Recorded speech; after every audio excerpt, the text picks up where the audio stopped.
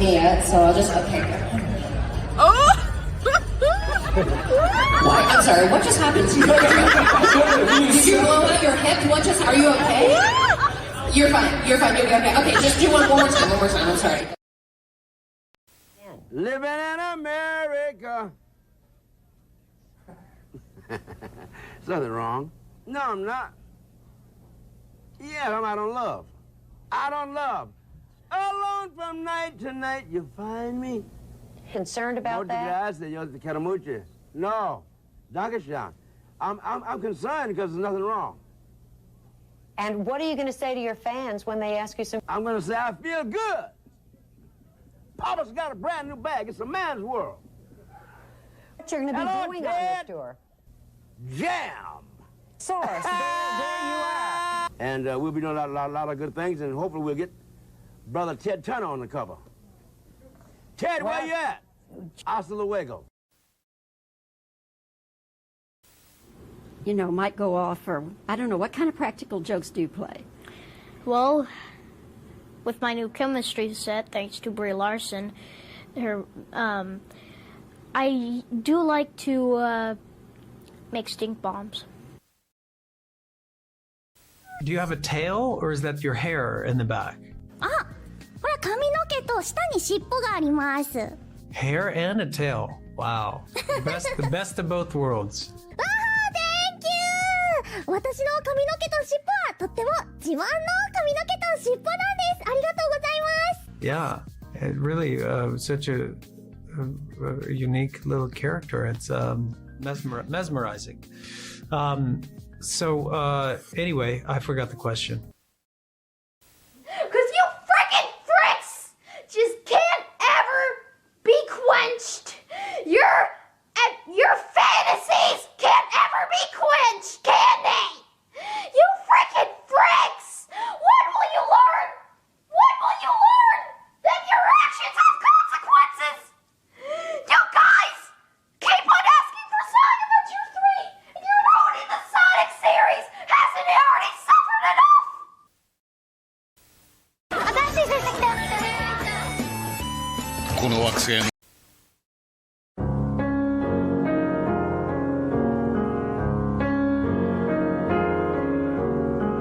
滲んだ星を数えて思い出す夏の日一人ぼっちの夜幸せ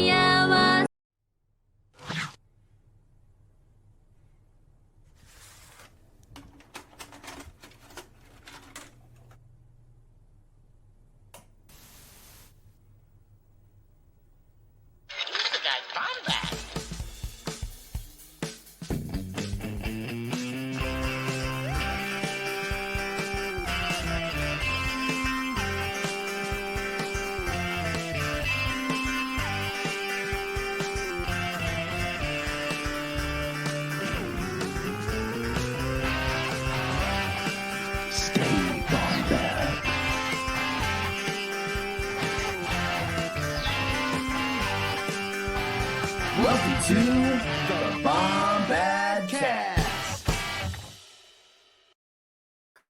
What's up, everybody? What is up, world? It's another Bomb Bad Thursday, and you can probably hear my co-host snickering in the background because Scotty's back, y'all. Scotty's back, and I just want to go ahead and real quick, Scotty, if we can get, we got a big reveal here tonight. We got a identity reveal.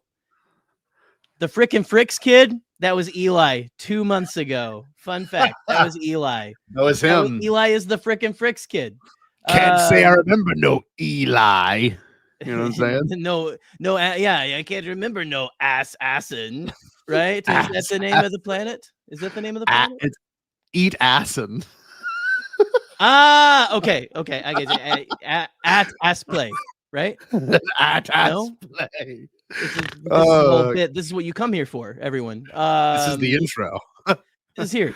It's there. Yeah. This is exciting. Hey, bad news. Oh no! What's wrong? What happened? Will our boy return? We're searching for him. We found him. Boy, we really quick. went all in. We bought so many things that have found him. Fuzzball on them. We look at this. We got Scotty's got Fuzzball merchandise. I got a Captain EO poster right here. Hold on. We were like, oh, surely he's not going to be, like in the first episode. And he wasn't in the first episode. They were in the second episode. That was on the first night. Well, you got another one? This is the celebration poster. No, I've got a Captain EO poster. I bought one right just to be excited, okay. I hear you. Okay, Scotty is coming back. Reagan's in the chat. Welcome after who are you? Are you I know you, right? I think I know you. Afterthought. Afterthought. I can't say I remember no afterthought. You know who's not an afterthought? Get her on. I'll find this Captain EO poster in hell. Oh, you find the Captain EO poster. Hold on, real quick. Well, let's find a clip to bring our wonderful guest on. Guys, we have a first-time guest today, and it is just such an honor, such a wonderful Bombad privilege to have Crystal Kyber on the show tonight. So let's go ahead, bring her in. Hey, mate, who invited you here? Who invited you? Crystal, welcome Who invited to the you, show. Crystal? Hey. Crystal, we were recalling earlier exactly how our paths crossed in the most beautiful way, and we got to give a shout out to a special place. What's that special place? Pink milk.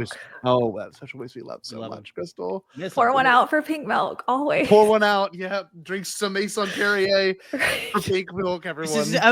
Hey, I got a Waterloo. Sparkling water. Ooh. Shout out to Brian Barry. Yeah. Crystal's water is so crystal clear you can't even see it. Yeah, it's great. It's see-through. Tastes Crystal, amazing. I'm so glad you're here, Crystal. How are you feeling? I'm doing good. I'm really excited to talk about the Skeleton Crew. I feel like the season so far has been so good. So yes. Okay, so let's hear about your relationship with the show. Was this one of those ones that was like, okay, let's see how this goes, or were you like, oh man, I'm about this? It was, let's see how this goes, because to be honest, like I haven't really been loving like a lot of what Star Wars has been putting out lately. So this is kind of like the end of my rope where I was like, if Skeleton Crew sucks, like I don't know if I'm going to keep watching the shows. Like I'm fine with the movies. I'm good with Rogue One, like, and maybe that's enough for me. But the first 2 episodes of Skeleton Crew, I was very, very pleased. Like I'm like, all right, I'm back in. Oh, that's actually wonderful, because sometimes it's really interesting when it comes to these shows. Like the people I would expect to love it don't, and the people that I don't expect to love it do. I've always kind of like that. That's the roll of the dice. Sorry, that was on me. There we go. We're in our circles now. Yeah, I meant to do this. There we go. That's much better. That's great. Yeah. So when this show was announced, God, must have been Celebration, like 2022. I remember being excited for it, but I had no idea what to expect. And this show, in all honesty, with this most recent episode, truly exceeded my expectations. Like, honest to God, like this was a heavy one in every which way. And I don't know, it's the perfect middle of the season episode, honestly. Like the kids finally like each other. You know what I mean? I think it's really important to think about. They're really starting to mesh. You Yes. can really see them starting to mesh and stuff. And by the way, these kids are fucking fantastic. They're tremendous. Like they're like so good at what they're doing. They feel so real. Yes.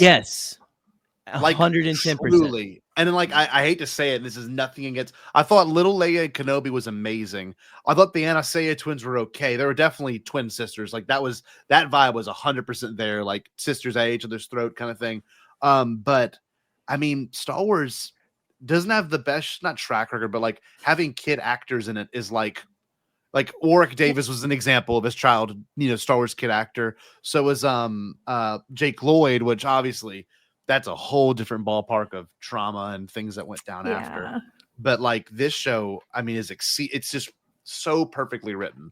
I mean, I really well the kids usually feel like kids in like they don't feel like real kids. They feel like kids in a fantasy story, right? You know that they all do. They've done fantastic jobs, and any adult who disparages them is an awful piece of shit who should be shot into the surface of the sun. But these kids somehow balance like that action and intrigue and stuff while also still feeling like, and I think it's because of the planet that they're from is supposed to feel so much like our planet. It's supposed to feel like Earth and weird to this galaxy that they feel like real kids, like from Earth and stuff. Like I was, and not to jump too far ahead, but like and again, you don't have to be a parent to feel the emotions these kids are feeling. You just had to have been a kid before and stuff. But I'll say, as a dad, I was losing my fucking shit, bawling my eyes out whenever Wim goes to check on Fern, and she is just like that, trying to hold it together, crying that little kids do. Dude. And I'm tearing up just even talking about it right now. So they're doing so fucking good. Oh my God, they're so beautiful. I love it. What I think is like really working in the show and with the kids specifically is we're getting to have like all these little interactions with them where it's like we learn more about their characters just from how they interact with each other or the adults or the pirates around them. And we're not really being told like, hey, Neil is like that nerdy kid that needs an inhaler. You know, we're not getting those words to us, but we can kind of like piece it together just from his interactions with Wim and Fern and KB. So I think that is like what makes it really special. God, and it's such a perfect dynamic. Like it's like the Teenage Mutant Ninja Turtles dynamic of like you expect one person to act one way and the other ones to respond a certain way, but it's not always what you expect. You know what I mean? Like Fern having that moment of vulnerability was very surprising. This close into it, I would have thought that would have been like a episode 6 or 7 thing where like the character finally is like, nah, I can't do this. I don't know why everyone looks up to me like I am the captain. I'm just making this up as I go. Like I was telling my wife, I was like, man, Fern is you to a T, because like she's always held down. She's always saying this line. I was just like, she just holds in the line, and then like there's moments of like super deep vulnerability where like, no, we don't know what's going on, and that's difficult to encounter, understand, you know, even on an adult level. But there's a couple of things too, and I know Crystal knows, and our audience knows, but I'm a teacher, and like there's a lot of moments in this where I'm like, oh my God, like seeing kids all day, every day, like there's so many things that are so naturally written. Like I saw people kind of saying like, why did she do that little flip off the thing? And like everyone's like kind of like thinking like that's a little too much. If a kid can do a flip, they're gonna do a flip. Oh yeah. If I could do a flip, I could do a flip. I have all the time. I have students that literally be like, hi, Mr. Jaro, and then like do a cartwheel. I'm like, just isn't that awesome? You're just like, okay, because if I tried that, I would. That's how I come into the episode. Yeah, yeah. Full on cartwheel. So that's how Crystal showed up into the backstage and stuff. Exactly. Yeah, it was wonderful. I'm very capable. Yes, that's right. It's just the idea of like, I don't know, the idea of people watching and going like, I'm like, maybe you haven't been around kids like every single day, or you have a kid of your own, or like you remember being a kid. Like I remember being a kid and just like, you know, just doing stupid, like I'll just do a toe touch, just like, well, I can touch my whole foot right now, you know what I mean? Like just I don't know. And I watched TV curled up into a pretzel. Like that, like I mean, like if I tried that today, I would not be able to walk for the rest of my life. You know, it's like insane. There's I just loved some her funny little things. flip. Yeah, Me too. It That was so so cute. real. So She just kissed her little crush. Yes. Wasn't that awesome? Yeah. My boy Neil, man. Oh, I love that they gave him this little interaction, because you don't expect that from him. No, like you were saying earlier, Crystal, you expect it to go very stereotypical, and it is very much like breaking those social norms and everything like that, and just you know, really giving us something that felt really real and really special and so sweet. You know, I definitely thought it was going to be Wim to get like a kiss if there was going to be one. So it was like really cute that it was our boy Neil. But it was also nice that it wasn't like one of the core casts kissing the other ones on the cheek. You know what I mean? Like if KB kissed Neil, like then all of a sudden, like the idea of like they're on a ship together, like this is kind of weird now. And like it's not like school where you go home to your families, but like, you know, it's just that one girl at summer camp that you meet, right? You know, kind of yes. thing is what Neil, right, kind of a thing. Right. Yeah, I just know these characters through my personal life, and of course through the kids I teach, and it's just they're complex. I mean, all even KB has some pretty intense moments of complexity where like she sees the blaster bolt hit that statue and she doesn't respond to it because she's never been around that before. You know what I mean? And like she kind of like puts her visor on, like, what was that? But like that is like if you brought a kid, into an area like that, they wouldn't know that's a scary thing. Or they wouldn't know the sound of a gunshot. You know what I mean? That sounds weird, but like I remember they just like wouldn't necessarily know how to like process that. Yes. Like what do you do in that situation? Yes. Yeah. I remember being at like a Mardi Gras parade, and like this is so dark, but like hearing like a gunshot really far away because you're in Louisiana and it's those things. I mean, it's just shit goes down other places. But like hearing it and thinking that was fireworks, my dad's like, no, we gotta get in the truck right now because that is someone shooting a gun. So like that being said, like I wouldn't have thought about that at their age. You know what I mean? You wouldn't think of any noise like that or see anything like that and freak out. But man, I'm so glad we just dived into this. Usually there's like a little bit of it's kind of nice. Okay, so sorry. I like when that thing blew up. That was nice. That was so cool. What a cool explosion. No, I do want to focus a little bit more on Crystal because Crystal's first time here in this capacity at least. And I'm curious to know, in terms of this show. I know you said you've liked it so far, but like has it like exceeded expectations? Has like really like every episode you're like, okay, I'm ready to cuddle up on the couch and watch this? Yeah, every episode has exceeded my expectations. I'm not gonna lie, like this episode for me actually was my least favorite. Yeah. But the more that I've talked about it and the more I've heard like other people's perspectives, the more I'm like understanding why it was so good. But me not liking this episode as much as the other episodes doesn't mean that it's like a bad episode. It just exactly, like when they're all like so good, like there has to be Yes. one that's not going to be as good. Right. And I think with this one, I just felt like there was maybe some like pacing issues, or maybe they had like a place they needed to end up, and I felt like maybe we got there too quickly. That's fair. But overall, like I really liked it. I know this was like Neil's episode, like everyone's like Neil Nation, but I really think that like Fern was the standout character for me. I think that like from the moment that she met what is her name? I have it. I'm gonna look it up. Yeah, I have it in my notes. This is what we're Crystal, this is you watch the show. We don't look stuff up. Oh, Hannah. Okay. There you go. Hannah, from like the moment that she met Hannah, I felt like we started to see like her mask slip because every chance she got, she like reasserted herself as the captain. She's the one in charge, like she's the bossy one, even to like pirates. She was like, I'm the captain. Like, you're gonna have to talk to me. Like, I got this. But from the moment that Hannah showed up and was like, hey, we need to hide, she had nothing to say. That's a good point, because like then all of a sudden you can pass that leadership role to the next person and you don't have to be one that's so concerned with it. Because I mean, we see that in our jobs. Like I definitely see it in my job, or like if my principal comes in or whatever, like you kind of have to pass the leadership role instantly to them. That's the person of respect, where Hannah knows where she's at. She knows what she's doing. And so Fern truly puts all of her trust in this character, someone that they just met. And honestly, that's a kid thing to do. They're at some unfamiliar place, and if like an older kid, cooler kid, or maybe more, socially advanced or understanding of the area kid like comes in, it's a simple dynamic that everyone kind of follows into, right? Right. Yeah, that's a good analysis. I haven't May. Hello, stay bomb at May. So one thing too that I think is fantastic is we got a lot more Jod being a person. You know what I mean? Like not being like I'm your guide and I'm going to help you and you need me but I actually need you. He's more like he kind of becomes daddy a little bit. I think the Pink Milk crew would be thirsting hard for Jod at this point. Right. It'd be the steam room. Yeah, it'd be the steam room. Yeah. I was gonna say he's definitely but I mean, he's by the end, of course, it feels you start to feel that like it's like at the last episode where we first are like spending a lot of time with him, I was starting to be like, I don't know if he's gonna be quite the best guy and stuff, because this seems very dangerous, and obviously the kids kind of get the upper hand on them because they've got SM-33. They got what he needs.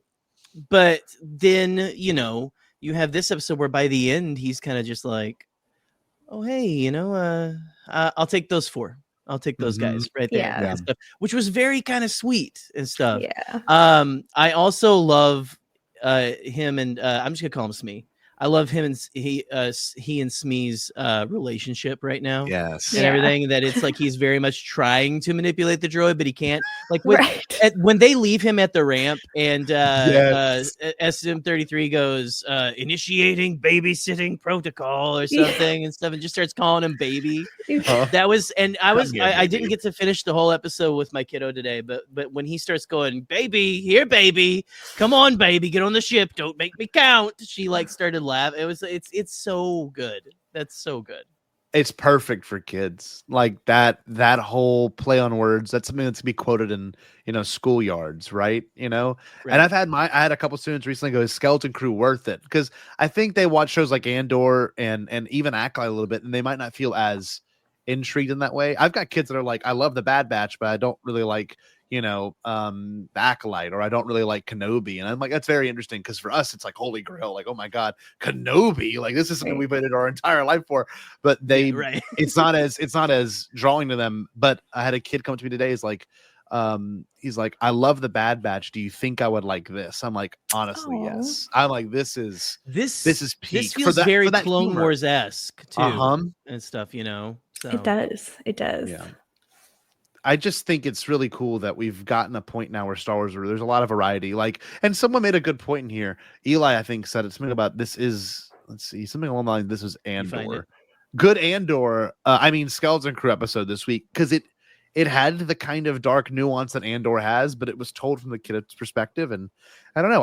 I love Andor. It's just not the show I want to flip on. Now, this show, however, is the one I'm just like, put it on. Like, this is, and in any show, regardless of the context of the story, it could be Kenobi, it could be The Mandalorian, it could be Boba Fett, it could be Andor, but you can tell a good, complex, story like this behind any backdrop. But this one does it effectively because you're looking at kids. And, I don't know, Crystal, you grew up in America. We all grew up in America, right? Yes. So, like, none of us had the, I guess, unfortunate or terrible experience of growing in a place that was written by war. Like, honestly, we've lived through wartime America, but we haven't lived through like war on our soil, and these kids haven't either. So like, I think, in all honesty, this is a perspective of like, the whole idea of you may be going through these trials and tribulations as a teenager in America, but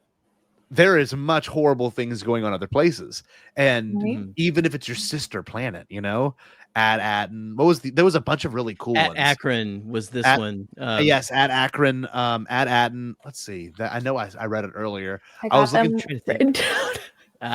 Go for it. I have my notes right here. At A2, at Arisia, at Aravan, Akota, and at Atten. So cool. They're hard to like say one right after each other. Right. What do you think it means? Like, before we break this episode down, like beat by beat, like, what do you think those names mean? I love it. I have no fucking clue, and I love that. Yes. Honestly, because I'm also like, okay, so these are special, but are they all like worlds with something hidden on them that also have a suburb of people living on them? Like, what's going on with that? That's what's interesting to me, is like, this is pretty much the exact same as at Atten, but like, it's been war torn for years. We don't know how, a long time. But like, even being able to look into this room and like seeing it for the first time, I don't know. To me, the pillars look very Jedi Temple to me, with those like kind of curved out things. And I don't think it's going to be a Jedi plot in that way. I really don't think so. But like, seeing this moment was so awesome. And then like I don't know, the sketchings on the floor. Does this lead to like Peridia kind of thing? It's got the same kind of like, galaxy carved stuff that they did in Ahsoka. But yeah, like them seeing that they're coordinates and that all these pillars have the planet names, and at Attu. I mean, this is pretty cool. I don't know. Yeah, do you think like the A and AT stands for something? I don't know. It's awesome. Maybe. I mean, I like it, but it's because I didn't expect them all to be named at something. Yeah.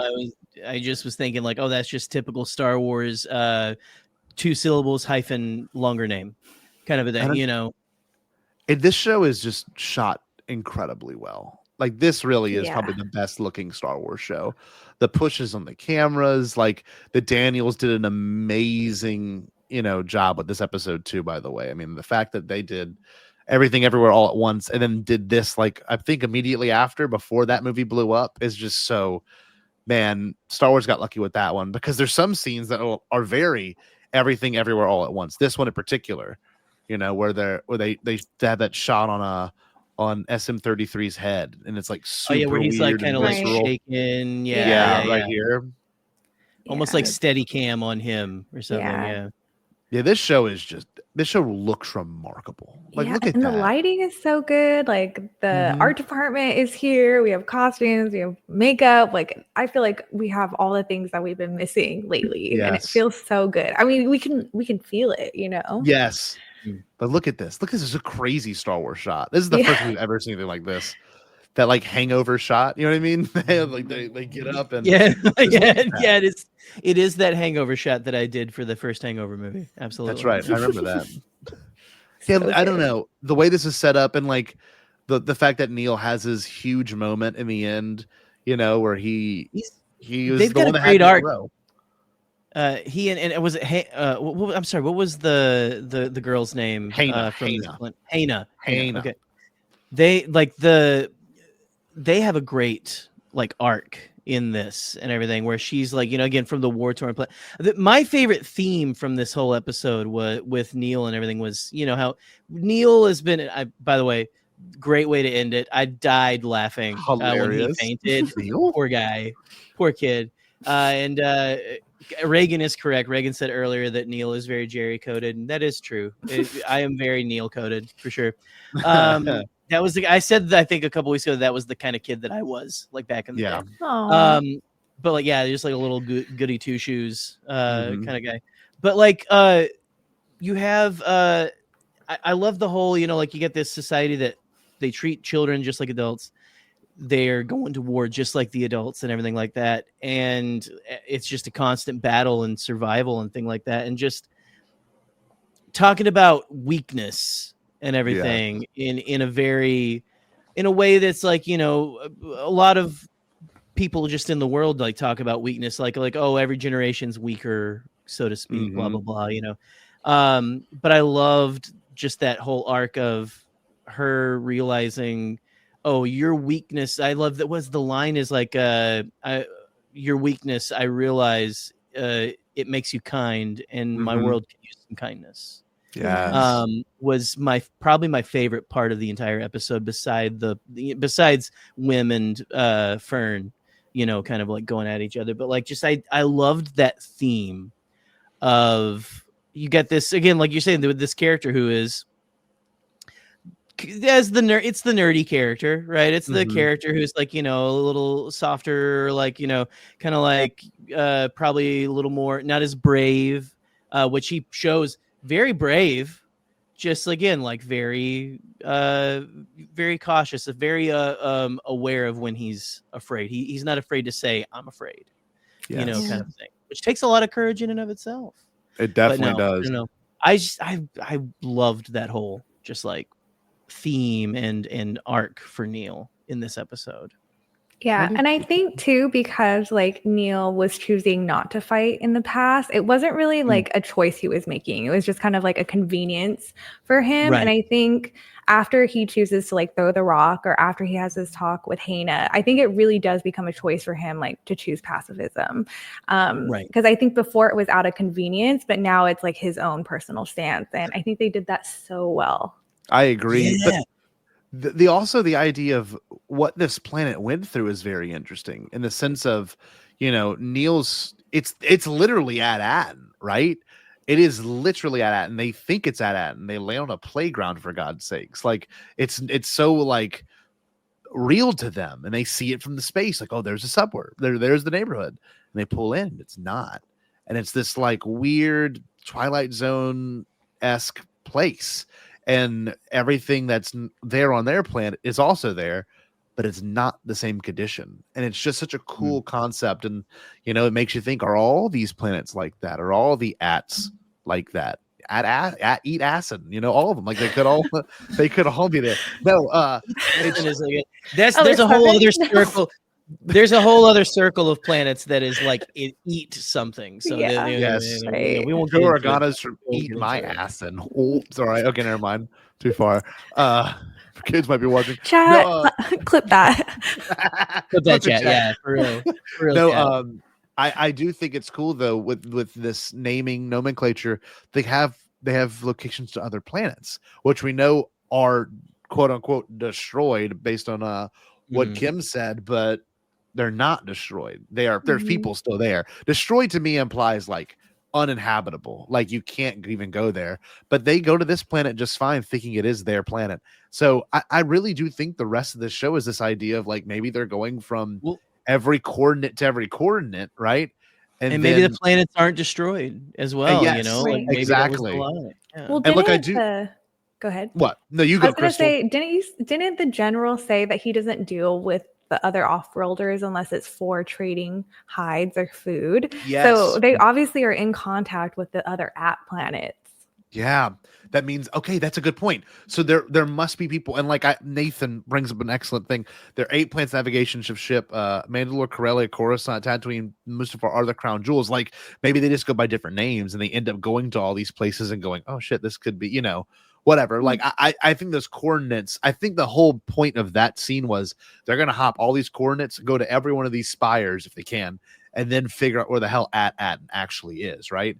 And I think in theory it could be much further away than anyone else is expecting, but you know, I guess they accept the currency. We know that Jod takes some of Wim's money to get those EOPs. From what we see on screen, technically we don't really see it happen, but there's some sort of transaction where they get those EOPs. And by the way, oh my God, Jerry, we haven't talked about this.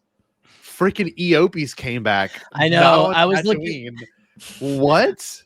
I was looking for our EOP Vision. I'll find it. Give me a second. I don't think it's in there anymore, but no, yeah, I'll find it. EOP Vision somehow. EOP Vision returns. Yeah. So we had. Oh my God. And little did we know, we're gonna have EOPs with horns. Yes. So much like cows. You know, just kind of like a different subspecies or something of these things. But yeah, no, and none of them passed gas or anything. Okay, like so you say that, but Joseph Scrimshaw on Force Center, which another show we love. We've been on Force Center recently. We love them. Joseph, Ken, and Jennifer. There is a scene where they show the EOPs and they mention them being stinky creatures. And apparently, from what Joseph said, he watched it with headphones on, and you can hear a fart. So I'm trying to find that exact moment. Okay, so now I'm gonna ask. That's really funny because that's almost like you're like just like listening to like just a conversation you had with friends that you recorded like for a podcast. You're like, oh, I hear a fart. There's a fart in this recording. I'm gonna find it. I'm listening to it right now. Are you trying to find it right now? Okay, yeah, real time fart searching. Right y'all here. can keep talking. I just don't want to get flagged in case we play it on. That's fair. That's fair. But no, I loved just kind of the dude. There is a fart. Jerry, there is a fart. For real? Holy crap! Forget whatever the fuck I was gonna say. Holy, just listen, everyone, listen. I can't play this long as we'll get flagged. Are you ready for this? Listen as close as you can. I wish I could amp this up as loud as I could. Are you ready? Actually, I can. Let me go in the software real quick. Okay. This is so exciting. Hold on. I know there's a way to edit the volume. Maybe not. Maybe not. This is Okay, taking regardless. precedence. Let's go. Here we go. You can literally, everyone in the chat, be silent. Are you ready? You will hear it. Here it goes. She says they stink or something, and this is it. You ready? It's so different from mine. Why are you in a war? Last week, the Here we go. Hatton stole a herd of our EOPs. The beast may stink. Did you hear it? On them. Like the rat. I heard a couple of things that could be a fart.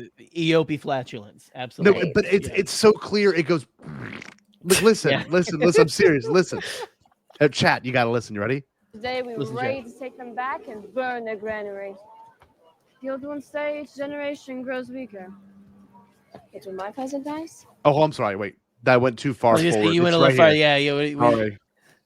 By the way, I love their accents, but I needed I needed the subtitles for this Me one. I'm not gonna lie. too. I was like, she's talking so sweet and like it's really beautiful. Like everyone's accents are great, but I didn't know who the hell each group was. What were their names? The different waging groups. Trioke, The trio. I think. Oh my gosh. It is. You're right. You got it. The Hattans. Hattans. Yeah. Hattans. Yeah, Or yeah. Hattans. I had to have subtitles on. I'm like, Yeah. wait a minute. Okay, here we go. Here it is. You ready? Last week, the Hattans stole a herd of our EOPs. The beast may Oh, yeah. stink. You heard it? It was like That was that. Yeah. That was it was the opening almost part. the exact one from Phantom Menace. Actually, Good. They're doing their research. Who would have thought? That's a doing their- real Easter egg. That's a they're real doing their Easter egg we're research. excited about. How amazing. Isn't that beautiful? Wow. Crystal, you were here for it first. How That's exciting is that? hysterical. Yeah. Oh, look, I got it right here, Jerry. I got the EOP That's some vision. That's some real Assin if I ever heard it right there. So for sure. Okay. All right. Did you That's like the enough ass EOPs, jokes, I Crystal? guess. Was that exciting for you too? I'm very excited right now. That's the best Good. part of my day. She's being honest, folks. She's letting us know. Oh no, I we gotta agree. we gotta get David Collins on and ask if he used an archive fart. Dude, Sure. I will find some way to get in touch with that man. It's what if that fart from the Phantom Menace becomes the Wilhelm scream of farts? The Star what Wars farts. Yeah, the Star Wars fart. Rod of the Hutt shows up and Mandalorian and Grogu and it's just a big old fart. Look, here it is. We called it, y'all. We called it in 20. Yeah, there we are. There's the Obi Vision. The Obi Vision, the Obi-Wan Kenobi. The future of Star Wars. Absolutely. Amazing. We might not have found the fuzzball, but we found the fart. That's We found the right. fart, definitely. That's Fuzzball right. was Fuzzball. Look, Crystal. Fuzzball was like a fart. It was there and it was gone. But the Eopies, this was a turd. They linger. This was Those a turd. They Eopies linger. Yeah. That one lingered. That's so beautiful. Well, so well said, Fuzzball Crystal. were the farts we found along the way. Exactly. That's right. Yes.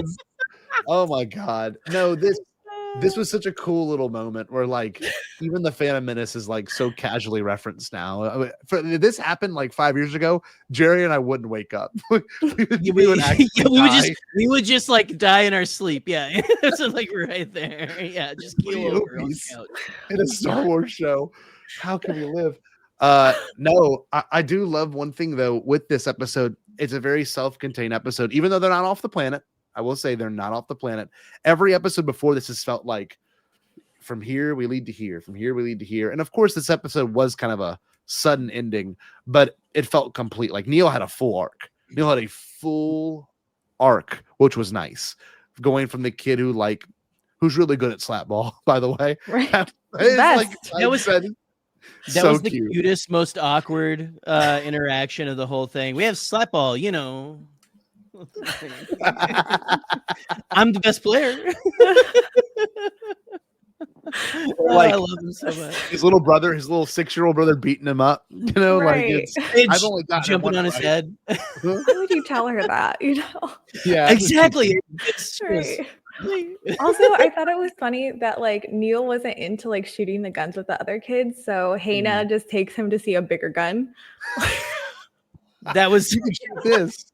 She's like, "Oh, I need to show you something." You know, she has like a Yeah. little crush. She's trying to show off for him. Yeah. Like, It's just too like the idea of like they're in a school, they're in a familiar place, and like all these terrible things are happening around them, and then they're like take them to that top. You're like, this is our canon. You can do it if you want. And it's like pointing at the building his mom works at on Manhattan. You're like, right. man, it's just but it's so real, right? I know this is kind of heavy, but like war-torn Ukraine from like the past 2 years, like remember when that war like broke into it? I was watching videos on Twitter and everything, and it was like so jarring because I'm like, man, this is a place that, you know, obviously went through a Cold War and, you know, was in Soviet control at one point, but then now has like been liberated, and then all of a sudden it gets taken right back over, and like these are people's playgrounds, these are people's you know, favorite restaurants, and these are people's houses, churches, all those things, and now it's tanks are rummaging through them, and I don't know, it's just it's a heavy topic to cover in a show like this, but it's done so well, right? Right. Like, and whenever I'm done with school, I'm gonna go meet the supervisor and I'm gonna see if I work there. And like, that's not a reality at all for these kids. In no way. Like that, they're worried about how do I get food on the table? They've got kids starving, sitting there, not maybe gonna eat whatever food they got. It's such a crazy thing that I never thought they'd be able to do in a show. So, just so quickly. There was no build up to this. It was just like, this is this planet. And it's a heavy topic. And how do we tackle it through the eyes of kids? And I'm kind of happy Wim took a backseat in this episode. Not to say he always needs to be the center of attention, but the first 2 episodes were all about him. All of them. KB had a little bit more in this 3rd episode, but Neil's our champ, man. Neil's in the back, like, he's the voice. He's our voice for the most part. But, oh, by the way, I didn't tell anyone. I told Crystal this in a message. I have not told Jerry this. We might have a special guest show up in a second. Very excited to confess their love of this episode as well. I just got a message from him. He said he's jumping in now. So take a guess. Wait, guess first. Oh, let's do our guesses. Who's our special guest? Super unexpected. He might have been listening, so he might ready come in throwing punches. So who is our special guest? Let's see. Jerry just says no. Jerry, who do you think it is? I'm gonna say David W. Collins. He's gonna come in here and talk to us about the fart. Surprise! It's Kyle XY. We're gonna find Kyle. I know he's gonna show us how he don't have a belly button. It's gonna be great. Right. Yeah. This whole episode actually was a setup for David Collins to come in the show. Right. Oh, okay. I see. Jared. It's this just is sad. Someone. It's just someone who. Yeah. This is a special guest. This is a special guest who is popping in here for sure. Yeah. For sure. Let's bring him in with a favorite. Yeah. Clip.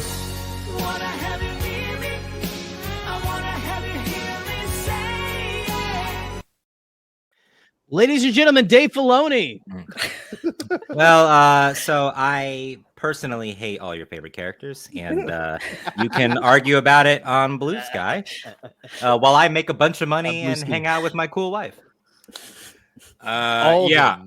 Guys, first of all, fuck Star Wars. Let's talk about the Superman trailer. I'm kidding. I'm kidding. I'm with you. I'm kidding. Crystal, thank you for letting me bomb in on your show. I didn't plan it that way. Oh my god, this is the first time that we've talked also. This is very exciting for me. We never met in person?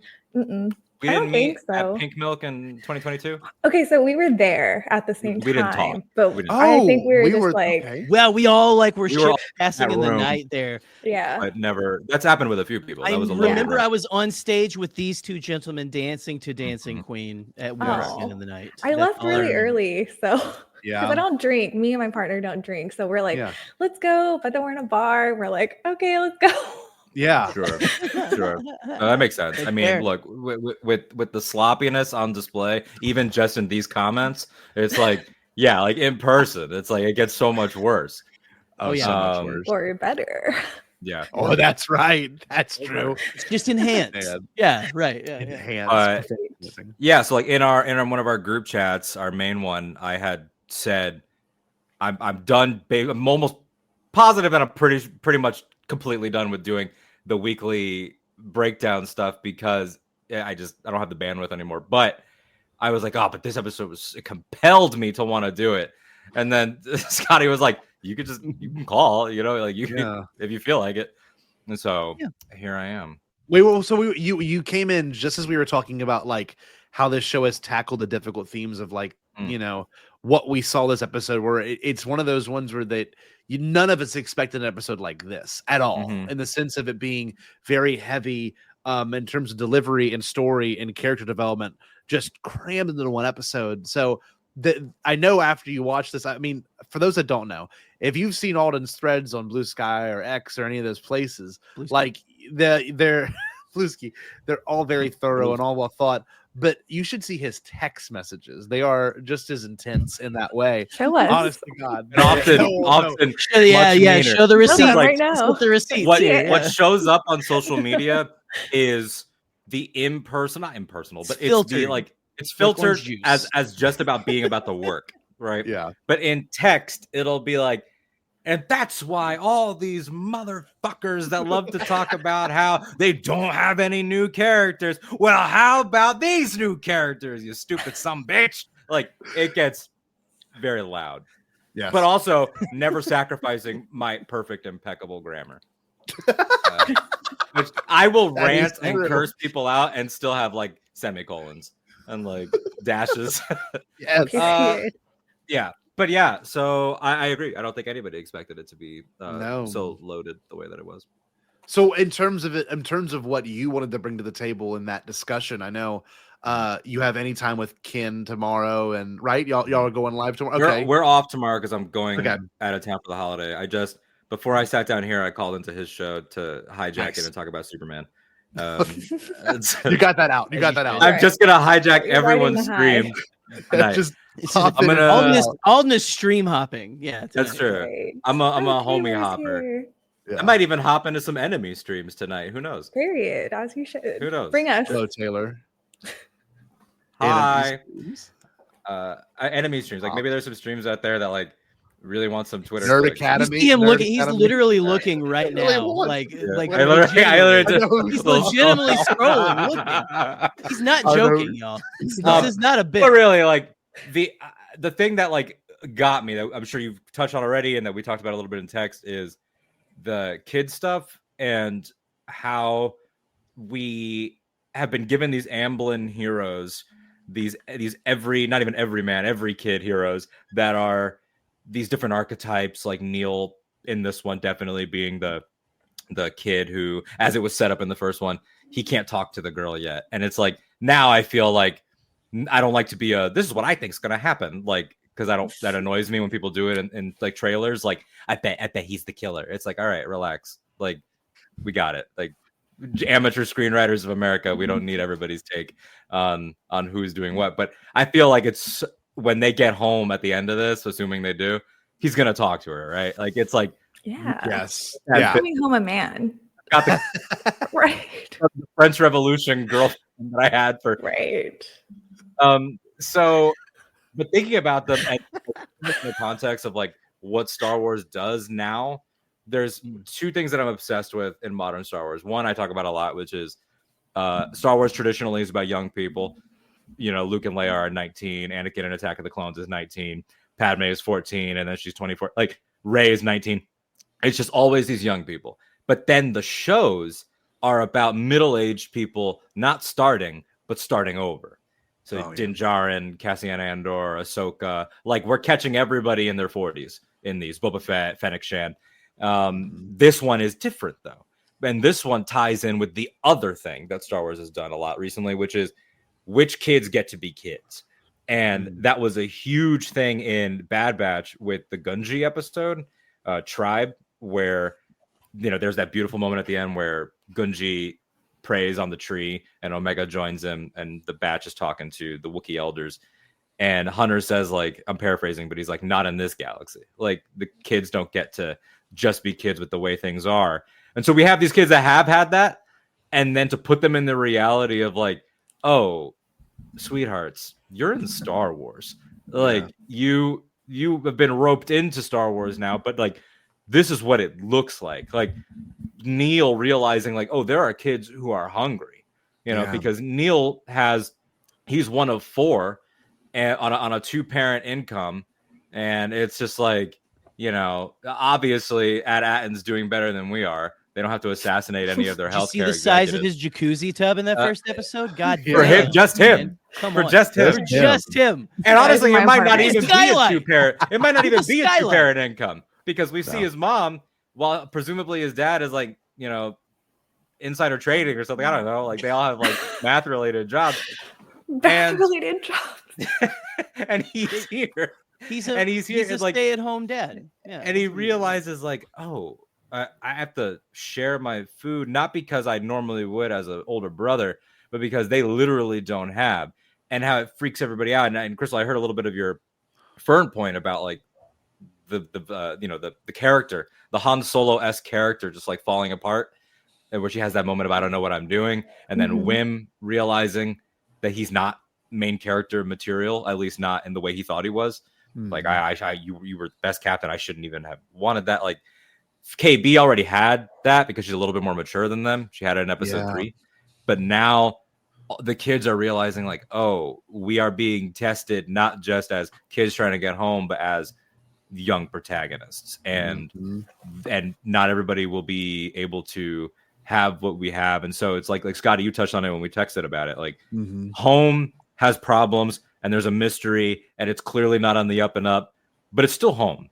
In the same way that like you don't love the politics of Louisiana, of course. It's like, no, I don't fucking not love the me. politics here. It's just like, no, but it's home. And if you could never go back there, or if you went to a place that was alternate Louisiana and everyone was starving, it would be so disturbing. Well, of course, because it's everything you knew is not what you thought it was, and it's just a planet over, or it's just a city over, and that happens. I mean, I could tell you, like when I end up going to New Orleans, like you mostly stick to the nicer sides of town, but then you go to a place like the Ninth Ward, and it's projects, it's people that can't afford to live and have a ride, and it's that have never recovered from 20 years ago. Yeah, it's just something you see, and you can see in your own backyard if you look hard enough. I mean, like homelessness is a real thing in the United States, and I mean, whenever I went to LA for the first time, it was the most surprising part of it because you have this glamorous view in your head, like, oh, LA, like wow, like this is a place that, like when I went for Anaheim, I'd never been before, and like this is everything I always thought it was in books. And then you go down Hollywood Boulevard and you're like, oh man, these people, there's people that are really struggling out there, and it's sad, and you want to help them. And society... they exist in a weird, like, it's like you get these pocket realities on the same street corner. Yes. It's like you will see like the most put together, like beautiful human beings you've ever seen in your entire life. And then you see people that like you can see in their eyes that there was a dream that has been dashed. Yeah. And it's just like, oh, we really are in two different, not just Americas, but like truly realities. And for these to be the jewels of the old republic, these at worlds, whatever the context is of those, we'll find out, I'm sure. And only one of them has thrived. It's like knowing that Kim said they were destroyed. It's like, okay, maybe not. They weren't Alderaan. Like, see, that's what I was thinking. I thought so too. But it's like maybe they've all, in the same way that, like, I don't know if anybody here or in the comments watched Firefly or anything like that, but in Firefly, the push out into space and the colonial effort of going to space is described as like having worlds that succeeded and worlds that failed. Like they didn't, the crops didn't grow, or the terraforming didn't work. Like there's a success rate, and it almost makes me wonder, like, okay, if this one fell to war, like, did the other one have a climate crisis? Did one of them have like famine? Like, and only and worked, and then maybe that's why at some point they were like, look at all these failures. We gotta be isolationists, and it might be like entirely fear motivated, which could be interesting. God, I like that you bring that point into it.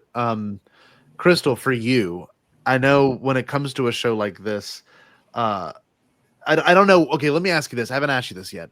Was Andor part of the things that you had trepidations with, or did you like Andor? Oh, I really liked Andor. Okay, so did you notice some, like, I guess, thematic similarities between those two? Like, were there anything that you enjoyed that kind of, because I feel like this show unexpectedly for me has crossed into that Andor, like, here's some heavy themes. Like, did you get any of that from this one? I didn't. I was too focused on Neil and First. Look, that's valid. I was too focused on like the character development of those two characters and Jod and like that thing. Like everything else, I was like, oh, cool. You know, that brings up a really interesting point, though, because I hadn't considered that. Like, this show, where Andor, I was excited to see where the story went. I wasn't really necessarily as intrigued by the characters of that show. Right. This show, however, has done that very well.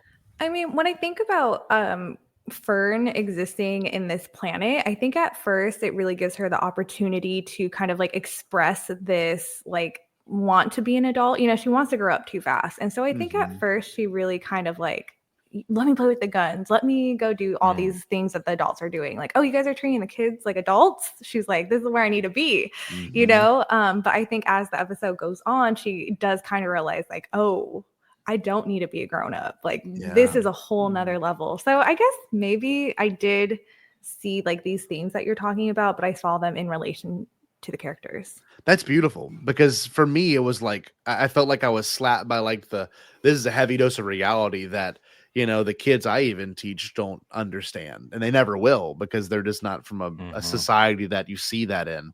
But yeah, the characterization of every person has been so poignant, and you know, they're not two-dimensional, because like some of the 80s movies, I mean, you know, Elliot Needs, he was a product of divorce, and like he's the one that's kind of caught between the maturity levels of his siblings, and it's just difficult, you know, for him to lead, and then he finds the, you know, special alien that brings him a purpose, and he wants to fight for that special alien. Whereas this show has been really interesting because the characters are very well established by the first episode. Every introduction of each character is super well established, just instantly. It's probably the best. It's probably the best since Rey, in the sense of like you knew what Rey was about the very moment you see her on screen, right? So, yeah, no, I think you're right about that. Like in terms of just like the full picture that we get of them, because they are archetypes, but there's also the layer underneath them, which like Fern emphasizes. But even with like SM33 not being one of our kids, he presents something that has been different. Like I think that I've said this point on multiple shows. If I'm repeating myself, tough. But it's like the one of the strongest points in modern Star Wars, from Rebels being the first thing they made, and books and publishing, obviously, all the way to now, has been that they have been on the hottest streak ever of droids. They have never missed on a droid. Every droid has been beloved and has offered something different. But with that being said, they have mostly fallen into cute / charming and or comedic, right? And even, you know, the ones that talk, the ones that don't. K2 and L3 are definitely grown-ups, but they are funny and you trust them. Yes. This is the first droid where I'm like, he's unsettling.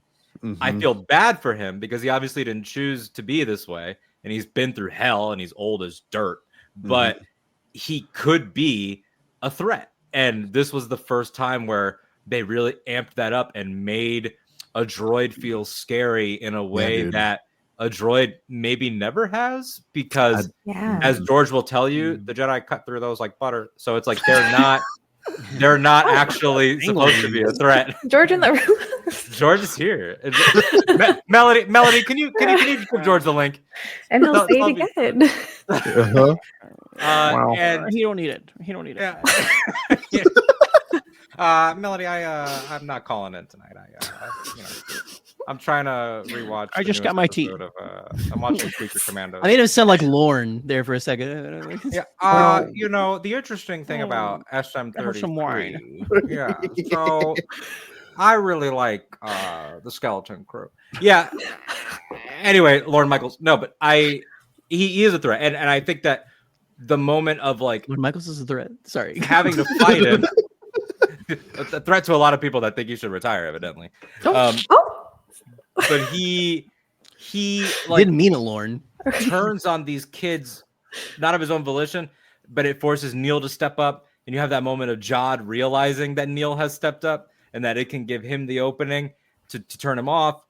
And then, you know, the amazing comedy beat of Neil passing out in the episode ends is like Pete Daniels. That's like the funniest thing. It's so in the cute. Entire it's show. So far. funny, and it's like so lovable. Why, like the way that reveals like that Neil connected back to the earlier point. Everybody has these two layers. Neil's first layer is like nerd from those Amblin movies, but his second layer is Samwise. Yeah, like, that's right. Yes. When push comes to Very shove, much like so. he stepped up in the same way that Sam does against Shelob. Like that's why I think like he will. Not that Filoni is like actively creative on this one. He's just executive producing, which is mostly just like, yeah, cool, yeah, do this, yeah, do that. At least in this capacity. It's like I could see Dave being like, well, you remember the end of Return of the King? Like he finally got the courage to ask Rosie out after he had stepped up. Like I think Neil might like, I don't think he's gonna have to carry anyone up a lava mountain. That would be cool as hell. I But it's mean, like, dude, The Spire. this show could do there's it. a Spire. Like Yeah. we're gonna get to the top of that supervisor tower, right? Right. Like, Oh, it's 100%. something's gonna happen, and I think that Neil might be the most like they're all gonna change, but like I see Fern softening. Mhm. I see Wim and his dad having more of a dialogue, and Wim's is a journey of grief because we know he recently lost his mom, and I think he's replaced maternal love with like a love of stories, and you have to like synthesize the two. KB's is interesting because there's the lingering thing about her health, and so I'm curious like how that comes back. That she might be a cyborg like by necessity, which I think is interesting. But yeah, Niels is like forged in fire. Like he's gonna show up, get the girl, and like wreck people in slapball. Like it's gonna be amazing. He's gonna be king. He's gonna be prom king. The Chad Neil. He gets like little tusks in season 2. Yeah, like he's like fucking jacked or something, you know. It's like when you get that peach fuzz mustache. Yes. Oh god, it's just like sticking out of both sides. Look, it's to me, it's really cool too that we got some more confirmation on SM33's like backstory where he knows he's been there. That clicked for him. He knows he got rid of the coordinates, but like he said that his other captain would kill anyone else that saw the coordinates. Now, I don't know about y'all. I don't know how much y'all know about all the old like pirate EU, but I know there's that Han Solo book, like one of the first EU books besides Splinter of the Mind's Eye, where it's about a pirate's like I guess bounty, or pirates like, you know, booty, whatever you call it, like the haul. And I mean, I just want to know more about SM33, and I think by the next episode that's going to be like the big, you know, mystery of it. Like, how does he know? How has he been here before? How he obviously had to get that at, and he was there in the first place. So it's kind of cool that they added another mystery element to the show that I don't think any of us was expecting. With, you know, obviously you've got, and by the way, no hint of the families back on At-Atten in this episode, which I think is really important. I think we're due for that. Definitely the next or the following episode. Like we got to tie that shit back in some capacity. I don't know about y'all. Jerry, what are you thinking is going on SM33's mind? What we got? Well, he's got a rat kind of ratatouilleing its way through there. That's right. So there is that. But I don't know. Like I love the whole conceit that it is this whole, like, you know, he's been basically commanded to keep this secret or else, and kill anyone who tries to get at it. And so it just really, I don't know. It's because like I'm really starting to wonder. I'm intrigued as to where we're going with, you know, again, these jewel worlds of the Old Republic, like we've been talking about, where you think it's like, but yet are they all like we were talking about, that weird, like, you know, Earth-like planet with a suburb on it? And if so, like, what's treasure and what's so different about At-Atten than the others? And it's just I don't know. Reaganomics. Reaganomics, yeah. The trickle down it's a actually planet where Reaganomics works. Planet. It's that one planet where Reaganomics. No. I don't know, man. With SM33, you were talking about it earlier, Alden. Like, it's just like how like he's been such a. I was not like worried about him until this episode. Yeah, because it seemed like he was more like the kid's bouncer.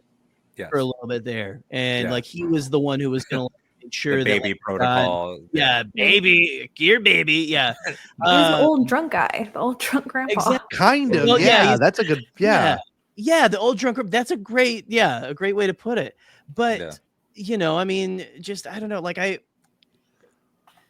I wonder how much this is going to sound so inane and so just like I'm going to sound like a conspiracy theorist. I wonder how much the rat actually has to do with any of this. I was going to say the rat is me. Like, oh, maybe that. Because when he goes in there, you know, like whenever Jod is asking him and stuff about At-Atten, he doesn't really like kind of. That rat like jostles something in his brain or something. Yeah, I don't know if he's like hitting switches or something or any. I don't know. Anyway, I would love it if it was like a. Oh, sorry, Crystal, go ahead. Oh, I was gonna say I've been having like this Wizard of Oz theory about like exactly who like who the supervisor is, but now I'm kind of thinking maybe our Wizard of Oz is the rat. The Wizard of Oz trope. I was right there with you, Crystal. I think it's like I will get us a meeting with the supervisor. That's the last thing we saw Right. from Carrie Condon in the show. Farah is her name, I think. Farah. Farah. And it's like, okay, cool. You're gonna do that. First of all, I would just like to go on the record as saying one of the great traditions of the Disney Plus shows is to cast someone from back in the day, and like Michael Biehn or like Amy Sedaris or Carl Weathers. Of course, this is an Amblin show. I think the supervisor is going to be Henry Thomas. Holy cow! Because he's like in the Mike Flanagan Netflix shows and everything. It's going to be Henry Thomas or like Ke Kwan. Or like it should be someone from an Amblin movie. Josh Brolin, Josh Brolin was a Goonie. Like, could you imagine if the supervisor was fucking Thanos because he was a Goonie? Like, just Henry Thomas like would be insane because that would be the most like I don't know, having Elliot himself be the supervisor, or that would be been a villain. Like, yeah, my favorite would be oh wow, I'm blanking. Who played Paul? Who played? No, that would be a nightmare. That would actually be a nightmare. Dude, that would be so bad. Oh my god! Come on, man. The kids have to like restrain Corey Feldman. We have to hit him with a stun blast. Picture like a Kyle MacLachlan, like one of those types, like someone that's like universally loved. Well, they kind of. I don't want to spoil Fallout for you, Scotty, but like Kyle MacLachlan having a mysterious backstory is like the whole crux of Fallout. Like, okay, I haven't watched it yet. You got to get.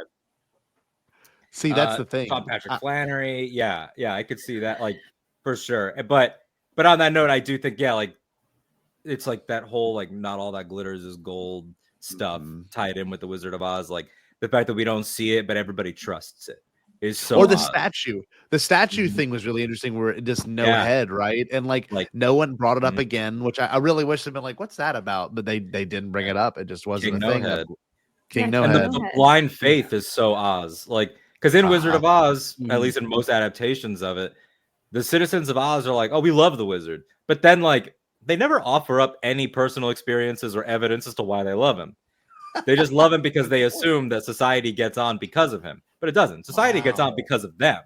In the same way that all these parents are doing all the analytics and coordination and like all the math and economics of this world, but they credit it all to this supervisor. And it's like the supervisor is probably up there like eating Cyril Karn cereal, doing jack shit.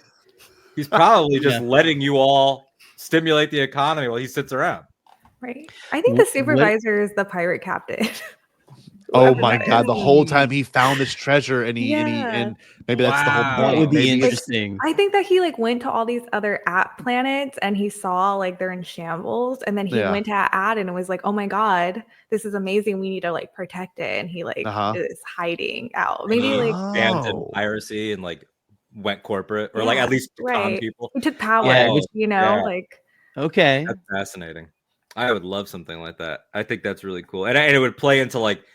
The pirate tropes have been so strong. Like, I know in like Pirates of the Caribbean 4, they bring up the fact that like pirates, and they use like the history of like pirates becoming privateers for the crown. Like they betrayed other pirates and like would sign up and get, amnesty deals and things like that. That could be really cool. And just real quick, I'm gonna bounce in a second because I don't want to take up all of Crystal's spotlight, but the thing that I love about pirate tropes too that this episode does, and the last one did as well. Now twice, Jod has had a huge adventure sequence or an action sequence off screen, and because in the third one he fights Banjar Pranic, Alfred Molina's character, presumably fights him, escapes Port Borgo, but we don't see any of it. We only see him docking.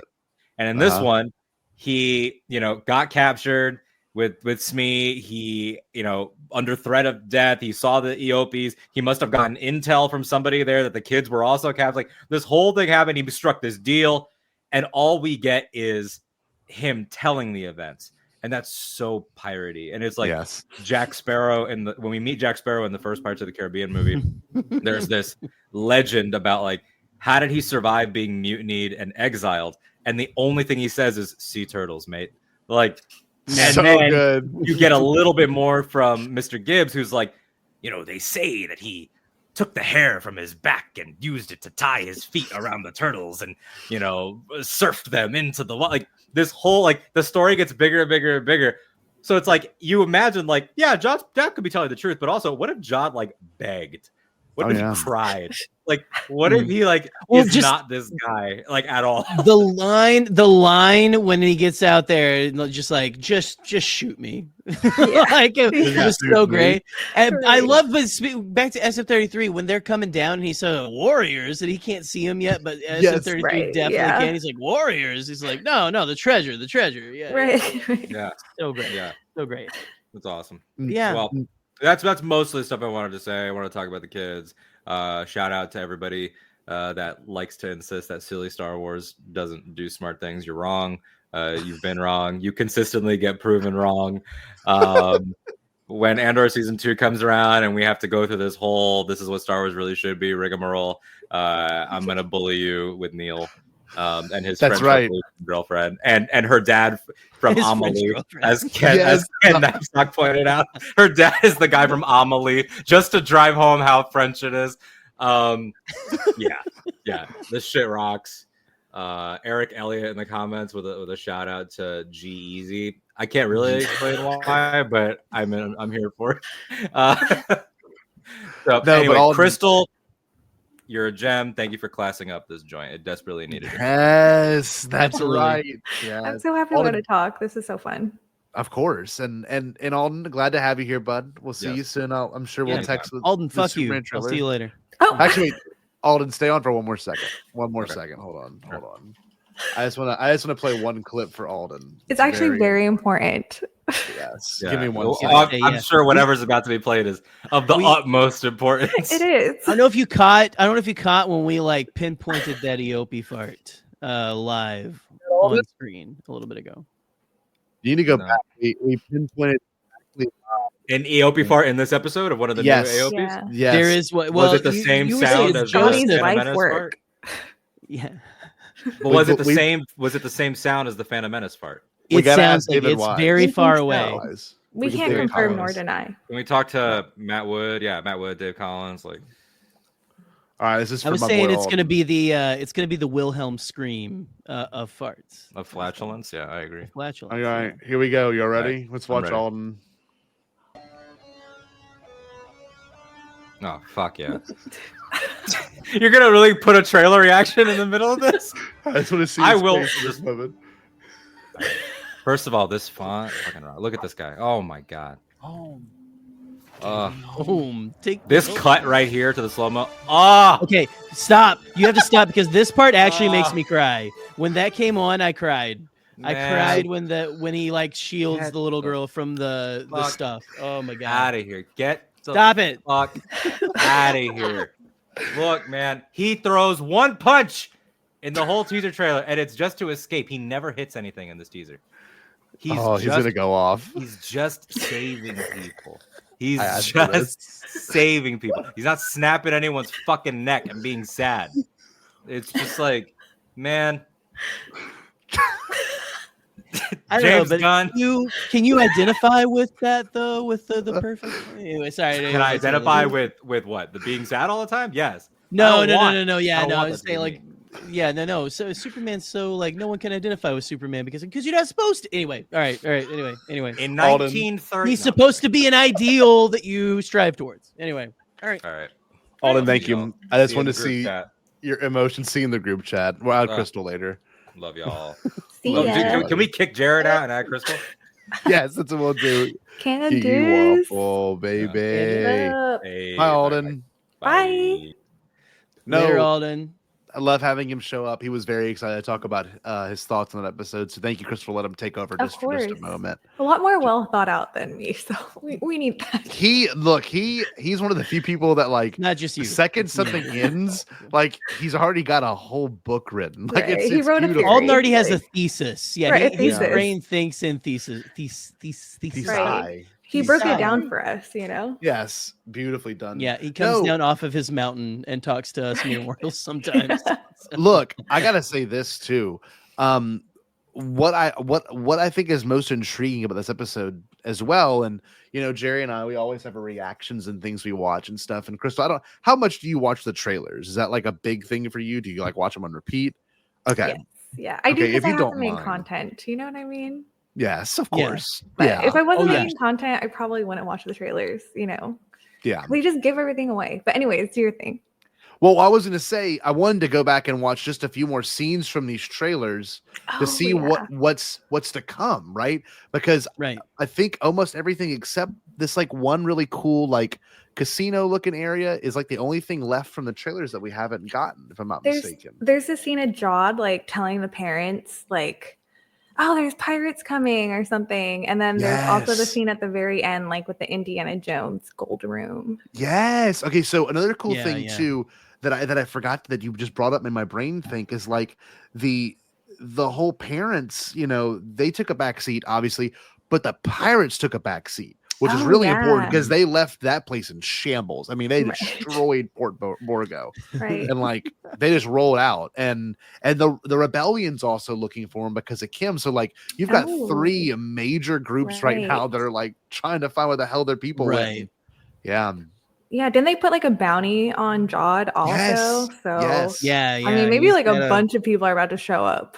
So I don't have that much inside information, but I was told this show by someone I trust that this show gets a lot more intense towards the last two episodes. But and unexpectedly, they said unexpectedly intense. So I think it is going to be a lot of these storylines by the 7th episode, like this shot. We have not seen this shot yet, right? That's the one. It looks like they're on some sort of snowy planet. Well, because this is like a Mandoverse story. So how are we going to get that crossover? And we see Payne. True. Right? Payne, is that his name, the pirate? But like who else are we? Vane. Yes. Who else are we going to see from like the Mandoverse? We haven't seen this shot. Nope. This is new. We saw this one. I don't know. This is kind of something that excites me. Oh yeah. That's the one you were talking about, Crystal. Yeah. The one where he's yelling at someone. I think the parents probably. That does look a little bit like that, maybe. Yeah. Crew of murderous pirates are coming. Yeah, we need Hondo. Honestly, if Hondo doesn't show up in the show, like wasted opportunity. Yeah. Also, we haven't got this at all. We haven't got that at all. That whole interaction, which I've been waiting for. That's the one thing that them seeing Farah and Wendell talk. We haven't got that at all. Oh my gosh! Episode 5, Mando returns. Oh, you just the whole episode. No, but like look like him at his job and the security droids. Oh yeah, look, and there's a citadel right behind him. We got that shot. I don't know. We haven't got this either. This is them when that big sea monster tries to get him or whatever that thing is. Yeah, this guy. Yeah. Oh, okay. So this is what I'm talking about. Yeah, this is. Do y'all think that's another Atten? I think this could be another Atten. Yeah. Oh no, there's X-wings. So maybe not. There's X-wings. I was gonna say, I don't know. This feels very much. It feels like this is probably where the snow, where we meet the giant snow crab thing. That is because it's like it feels like what am I thinking? It feels like Canto Bite, but on a snow planet. Jerry, this is interesting. The pirates and the X-wings are here. I hadn't made that connection yet. And that behind him, I think, is a pirate ship in the air. Yeah, that's. I was gonna say, that looks similar to Captain Brutus's ship there. But so okay, booby trap. I don't know, man. Like, so they seem to catch up to it. I don't know. It feels very. Things are kind of like all coming together at that point. Yeah, like this one with the trash compactor looking place. So historically, with like these trailers, they've only showed us like the first 5 episodes, but this looks like has like from all the different episodes, right? I think so. Must be. Look at that. Yeah, look, and there's it gives me big Canto vibes. That one, yeah, absolutely. Them on the front of the ship. This is what we were talking about earlier. Yeah, this is so badass. Gosh, what could this be, man? Yeah, they got that trailer. We can watch the other one too. But Crystal, I mean, I'm glad to have you on here and talk about this stuff with us. This has been awesome. This is so fun for sure. Do you have any other theories that you're excited about? Anything that you wanted to speculate on? No, just that I think maybe the pirate captain whose ship that they stole is at is on at Aden somewhere, and I think that they might be the supervisor. Either that or the supervisor. They're gonna like go into the tower, and then it's just gonna be like a skeleton, like he's been dead the whole time. You know, something. Oh, that would be interesting too. It's just like something. we've still kept this running without anyone. Yeah, the And maybe supervisor. I think that the droids have something because the droids. Well, and I don't know. There might be someone just because I know they're like camera heads, so that makes you really think that someone's. But yeah, what if no one's watching and it's just the droids trying to keep Maintain up order. appearances or something? I like the Yeah, Matrix. yeah. The Matrix with Yeah. the supervisor at the end. And well, you know what's funny And too? it says supervisor is a droid is my theory. Oh, That's period. beautiful. So look for me too is like I'm that episode that one of my favorite episodes of The Mandalorian, which is the one that people had the most crazy reaction to, was of course the episode with Lizzo and Jack Black. That one where it's like a whole society ran by droids, except for Christopher Lloyd, who is a Count Dooku sympathizer, which was wild. Like that whole that whole, just like hearing him say Count Dooku was a visionary. It was just absolutely bonkers. Yeah. And like, I mean, look at this. Like this is something we haven't got yet. And, I was gonna say it's gonna be so awesome to see that. Like that's the reverse thrusters, which is what was brought up in that second episode. I don't know. We got Kim. Ah, man. Yeah. The big crab thing. Yeah, this show is. Yeah, the Phil Tippett crab. I'm excited for the Phil Tippett. I think the Phil Tippett crab and that Casino Planet are the same episode. I feel like. So this is the one thing I kind of think is a little spoilery. So if you're scared of spoilers, there has not been a lot of spoilers out on this show. But this is the one thing I wanted to bring up tonight because I was watching this earlier today. Wow. And this is like the breakdown of the creatures in the show and the robots and all those props. But there's one shot in here that actually piqued my interest a lot, and no one's really talked about it. And I don't think I think speculating can be fun, and I think it is important to speculate. But sometimes it does give away some twists and stuff. There's one shot in here by the way. I think it was maybe this one or was the Daniels one. There's one where they show a shot of Fern and Wim, but it's surprising who they're with and where they are at now, given the context of what the supervisor's office or whatever you would call it looks like. I'll show you in a second if it comes up. But it might be in a different behind the scenes one. No, it might be in a different one. I think it might be the Daniels one. Let me see if I can find that real quick.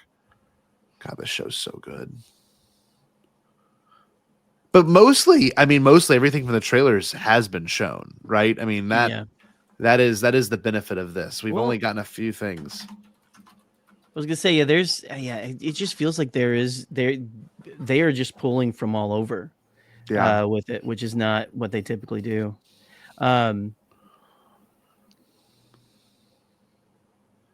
Usually it's the first 5 episodes, and that's about it. Here it is. Okay, this might be a little bit of a giveaway, but this is not Kim's place. This is certainly in the supervisor's office with what you can see the volume in the background. Well, you see the pillars as well. Yeah, right. So I think it's got the planet things as well, the planets on the pillars. That's crazy they would show this. Yes, so this was the one thing I noticed today watching, and they're all looking at something, and like we don't know what they're looking at, obviously, but you can see. I don't know, like it's a really weird shot. I don't know. No one has talked about this yet, and I guess in terms of speculation, like this looks like season finale like shot. I don't know, like it's kind of weird. They're all looking up at something, nervous, and this. I think that Daniels only directed 1 episode, so I don't know why they decided to throw this in there. I guess because they needed a variety of footage. I don't know. Yeah, that's interesting, isn't it?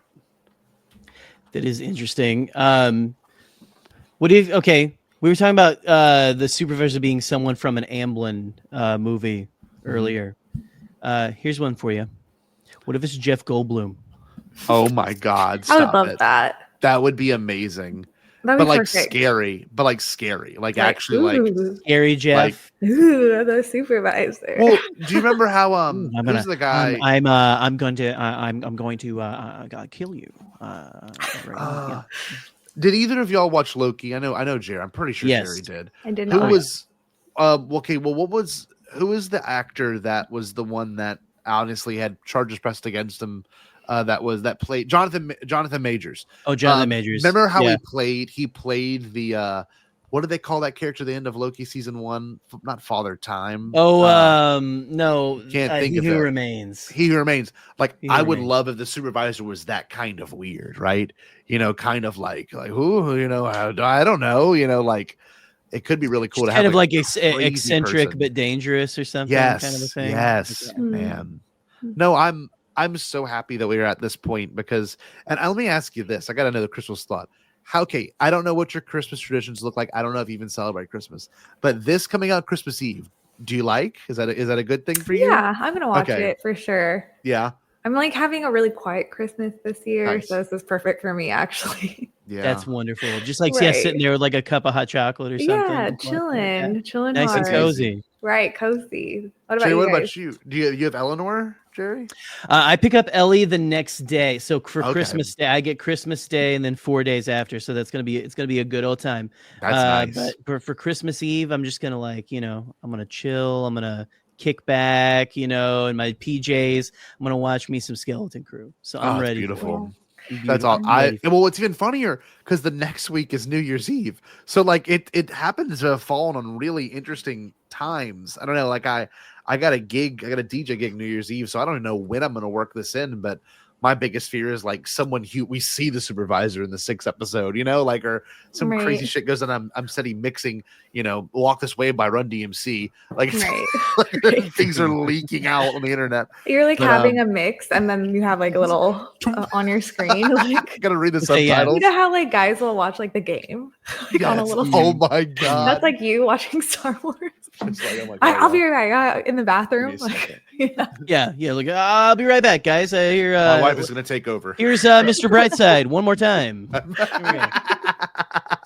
No, now this show has been really fitting for that season too. If I'm going to be honest, the whole season feeling of like Christmas time, everyone yeah, fresh start, new beginnings. I don't know. I just yeah. It's a I great love the show. holiday feel. Yeah, It it's got is. like just it's got the whimsy, but also it's just got a lot of adventure, which is fun.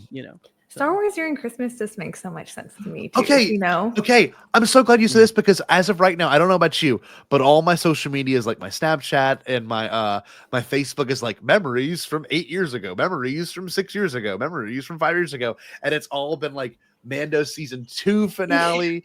It was of course every movie release. It was Rogue One. It was Right. episodes 7 through 9. Yeah, No Solo. I yeah. mean, like it's been kind of nice to like kind of go back in those moments and see what fandom felt like then versus now where we have shows premiering as the seasons go on. It's the first time it's ever happened. It's kind of beautiful. I don't know.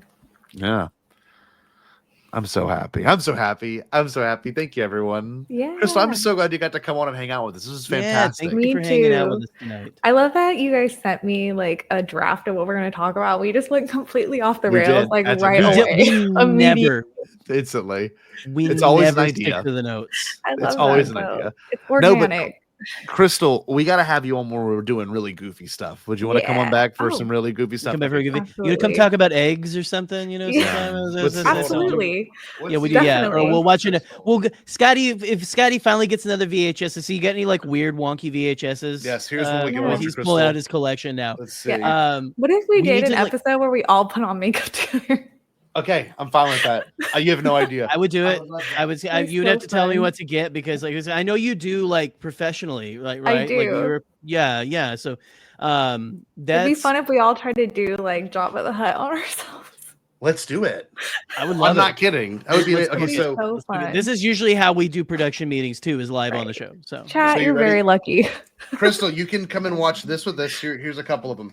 This one's called Museum City Videos. Ooh. Italian travel video library.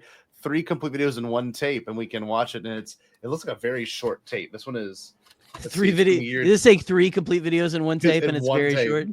Yeah, it's like beautiful. it's one of those light VHSs. Y'all remember how light they used to be really Yeah. heavy. Like Titanic. Was When you heavy. rewind it, it's just like 10 seconds of rewinding. Done. Right. Or this is my favorite. I remember miss watching that this smell. one in college. This is a Miss good that one. smell.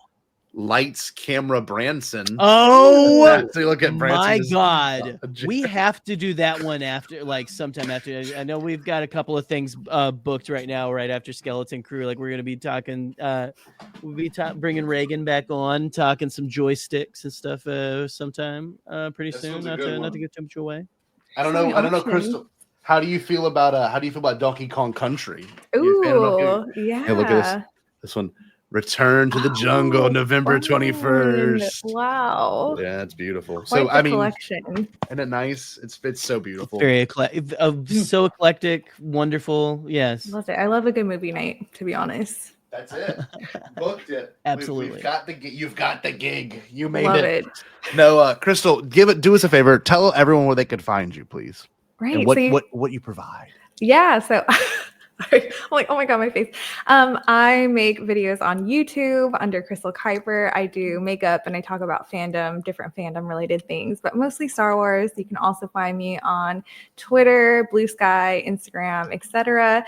I also have a fandom forward clothing brand. We do have some Star Wars stuff right now. So if you want to check that out, it is getbadfeeling.com because I got a bad feeling about this. That's amazing. I did not know it was called that. I've seen a couple of your posts about that, and it is very, very cool. Like really, really stuff. So yes, thank you. I know it's like weird because I want to like show people like because I'm so excited about it, but I hate being like buy this. I just want to show people like what I'm doing basically. If you show them that, then if you show them, they will come. Right? That's from Field of Dreams. I love it. I also love your thumbnails. I don't know, like there's something to be said about the art of thumbnails. And I'll say this: you and Scotty Holiday have some of the best thumbnails in our space. Thank you. We talk about our thumbnails all the time together. Actually, you guys are tight, right? Yeah. Like we I don't know, many conversations about it. There's a huge art to it that you know, like ours. Whenever we do our thumbs, and like your photo is fantastic in this week's thumb. It's just perfect. But like we've always felt like we gotta channel like a, you know, this is a cover of a VHS. You know what I mean? Like it's been something we've always tried to do and replicate in some capacity, or give you the sense of a show that you find on a VHS. But like, you know, this is this Fuzzball logo and us pointing at you and Fuzzball, like it just works. And like your thumbs are very much who you are. And like I don't know, your videos are always high quality. So I don't know. It's just thank you. It's awesome. It's good stuff. Like you got to make fun of theory. I love it. It's just perfect. It's perfect. Gotta let people know where I stand, you know? Yeah, absolutely. Yeah, no. And again, so if you're not already following Crystal, go subscribe to all her stuff. Check out all of the stuff she's got going on, or else. Okay, that's a bomb bad promise. That's a bomb bad promise. Bad promise. No, but thank you so much, Crystal, for coming on and hanging out with us tonight. This has been a blast. Thank you for having me. Oh, we got to bring her in. You're about to be baptized. You ready? You're being baptized. Okay. Hold on. This video. That's a great way to put it too. Like, this is your wake-up call. Time to reach, go for it all. Vulture stirs inside of me, and I know what I can be. Limit is the sky. Hey world, watch me fly. The best part of waking up is vultures in your cup. That's been my favorite Folgers commercial I've ever seen. Paul Stanley, really baby. great, yeah. It's my boy. You get that Paul Stanley really throwing those notes out. I'm not fucking around. I just want to say, like, I'm not fucking around. If you made us do like kiss makeup tutorials, I'm so for real right now, because my wife's always done mine. But like, if I have to like do my own freehand Paul Stanley, I would love your advice. Jerry could be like the space ace, and I don't know, you could be like, I don't know, you could be the demon. Entirely up to you. That would be so peak for me. We need a plan. We need a plan for this. Holy cow, Jerry. We will be working on this. We will be working on this. We need to workshop it. Oh, I'm so Absolutely. excited. No, but Crystal, sincerely, I'm glad you got baptized by Paul. So glad you came. This has been a great night. And next week, just to plug it, next week, we haven't made the thumb or anything yet. We're gonna have Kyle Katarn on. Kyle Katarn, known for his great videos and thoughts on all Star Wars stuff. He actually had the privilege to go meet Dave Filoni at that thing when Acolyte was coming out. And so we haven't had him on in about 2 years, so it's gonna be nice to have Kyle come back on. And we're gonna. I don't know. This is just a wonderful thing we've got going on right now. This show has been really reinvigorating, and it's allowed us to bring people onto the show that we haven't brought on in a very long time. We always try to expand our reach and stuff because we'll have the same three motherfuckers on here sometimes if we're not careful, So that's how it goes. That's what happens when you got your homies, You find your people. You got 4. Yeah, that's true. it. That's We've true. got you forever. Yeah. You're in the group now. You're gonna be added to our group chats. Sorry. But these guys are crazy. No, Crystal, do us a favor. It's your final moment on this show. Can I get a good stay bomb bad? Can we do that? Can we do that here?